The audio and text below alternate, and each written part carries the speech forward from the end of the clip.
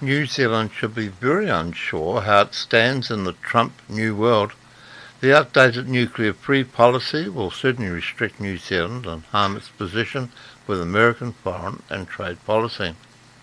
The uncertainty in New Zealand's position, especially with Trump's return to the White House, is US foreign policy tends to be transactional, focused on economic and military contributions rather than long-standing alliances based on shared value. New Zealand's nuclear-free stance has long been a sticking point in the US-New Zealand relations. While it didn't prevent Wellington from re-entering closer military cooperation with the US under previous governments, Trump could make it a lot harder and take a harder line, particularly if he sees New Zealand as not pulling its weight in defence matters.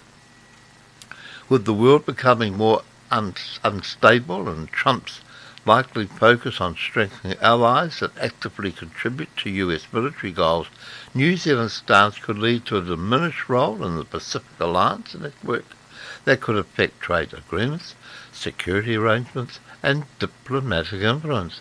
At the same time, New Zealand has been hedging its bets on strengthening ties with China, something that could put it in even a more precarious position under this Trump presidency. If Trump makes an example of weaker allies, New Zealand might find itself facing very difficult choices: remain staunchly independent or make concessions to stay in America's good graces. Where the New Zealand ideological dimwits made a huge mistake is when this legislation was first introduced, it also banned nuclear-powered ships as well as nuclear weapons. I don't think many have an issue with the nuclear weapons ban, but banning atomic power generation was not only silly, but most childish. The blanket ban on nuclear power for New Zealand was a short-sighted move driven more by ideology than pragmatism. The decision to lump nuclear power ships together with nuclear weapons was a political statement rather than a practical policy, and it has hamstrung New Zealand's energy independence and strategic options ever since. Had New Zealand taken a more nuanced approach, banning nuclear weapons while allowing nuclear power, the country would have benefited from stable, clean energy while maintaining its diplomatic stance. Instead, New Zealand remains heavily reliant on hydro, wind, gas, while the rest of the world, including France, Canada, the UK, and even Japan and Australia, are now continuing to recognise the necessity and the future of nuclear energy. With global instability on the rise and the Trump administration prioritising hard-nosed realism over ideological purity, New Zealand's refusal to reconsider nuclear could indeed cost it dearly.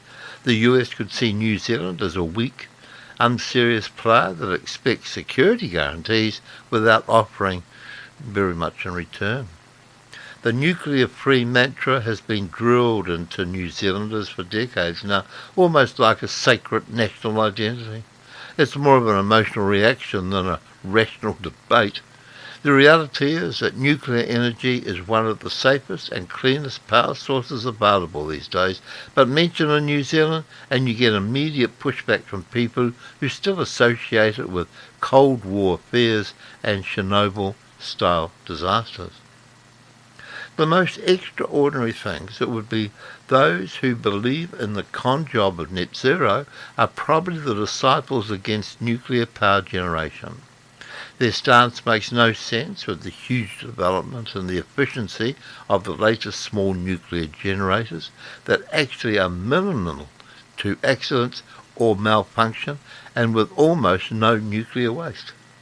So come on, New Zealand, for goodness sake, let's grow up and at least consider the new generation nuclear power generation before the greeny nincompoops and corporations such as Genesis cover our land with solar panels and erect those awful, ugly, inefficient but hugely expensive wind turbines.